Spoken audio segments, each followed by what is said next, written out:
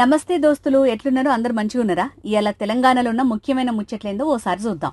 మాగంటి గోపీనాథ్ విషయంలో కేటీఆర్ వ్యవహరించిన తీరు మాయని మచ్చగా మారింది. తండ్రి అంత్యక్రియలకు కూడా రావద్దని మాగంటి గోపీనాథ్ కొడుకును బెదిరించిండట కేటీఆర్. ఈ విషయాన్ని స్వయంగా తారక్ ప్రద్యుమ్న చెప్పడం సంచలనంగా మారింది.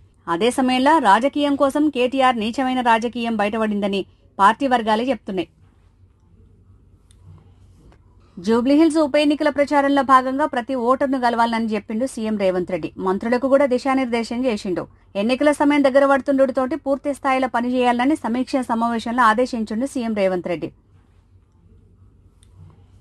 గండిపేట, రాజేంద్రనగర్, శంషాబాద్ మండలాల్లో ఇతర పనులకు కేటాయించి వినియోగించుకోని ప్రభుత్వ భూములను వెనక్కి తీసుకుని మూసీ రివర్ ఫ్రంట్ కు ఇయ్యనుంది రేవంత్ సర్కార్. ఆ భూముల్ని మూసీ రివర్ ఫ్రంట్ కు కేటాయించిండ్రు. గిగ్ వర్కర్ల సంక్షేమం కోసం రేవంత్ సర్కార్ కీలక నిర్ణయం తీసుకుంది.